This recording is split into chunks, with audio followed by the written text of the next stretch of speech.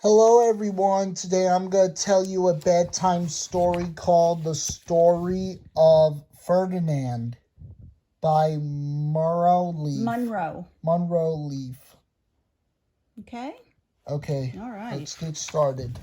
The story of Ferdinand.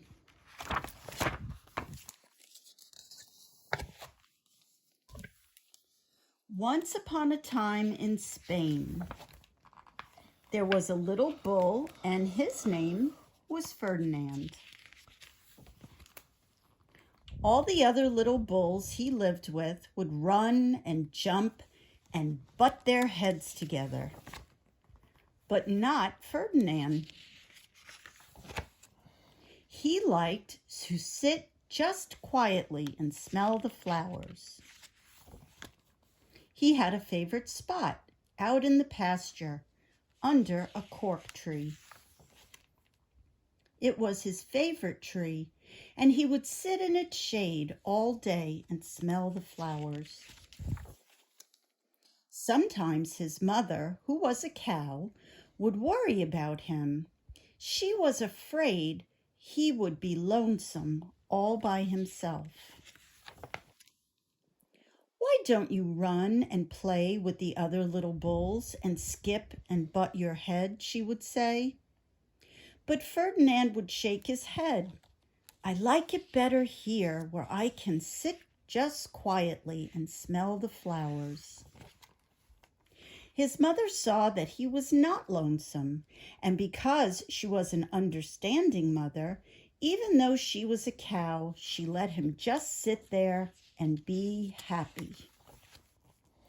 As the years went by, Ferdinand grew and grew until he was very big and strong. All the other bulls who had grown up with him in the same pasture would fight each other all day. They would butt each other and stick each other with their horns.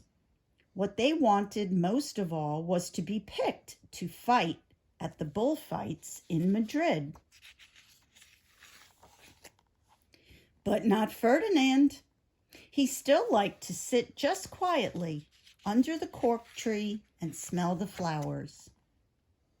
One day, 5 men came in very funny hats to pick the biggest, fastest, roughest bull to fight in the bullfights in Madrid. All the other bulls ran around snorting and butting, leaping and jumping, so the men would think that they were very, very strong and fierce and pick them. Ferdinand knew that they wouldn't pick him, and he didn't care. So he went out to his favorite cork tree to sit down. He didn't look where he was sitting, and instead of sitting on the nice, cool grass in the shade, he sat on a bumblebee. Well, if you were a bumblebee and a bull sat on you, what would you do? You would sting him, and that is just what this bee did to Ferdinand. Look at his face. Wow, did it hurt! Ferdinand jumped up with a snort. He ran around puffing, snorting, butting, and pawing the ground as if he were crazy. The 5 men saw him, and they all shouted with joy. Here was the largest and fiercest bull of all, just the one for the bullfights in Madrid.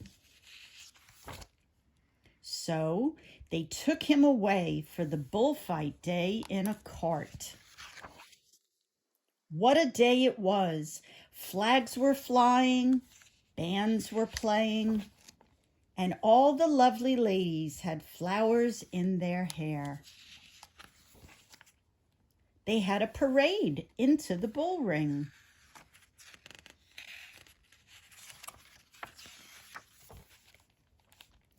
First came the banderilleros, with long sharp pins with ribbons on them to stick in the bull and make him mad.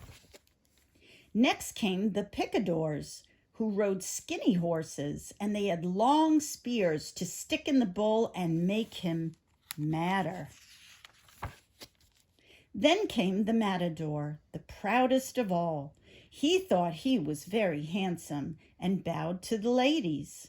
He had a red cape and a sword and was supposed to stick the bull last of all. Then came the bull, and you know who that was, don't you? Poor Ferdinand. He is so sad. They called him Ferdinand the Fierce, and all the banderilleros were afraid of him, and the picadors were afraid of him, and the matador was scared stiff. Ferdinand ran to the middle of the ring, and everyone shouted and clapped because they thought he was going to fight fiercely and butt and snort and stick his horns around. But not Ferdinand. When he got to the middle of the ring, he saw the flowers in all the lovely ladies' hair, and he just sat down quietly and smelled. He wouldn't fight and be fierce no matter what they did. He just sat and smelled. And the banderilleros were mad, and the picadors were madder, and the matador was so mad he cried because he couldn't show off with his cape and sword.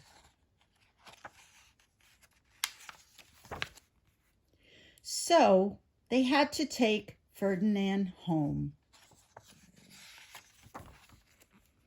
And for all I know, he is sitting there still under his favorite cork tree, smelling the flowers just quietly.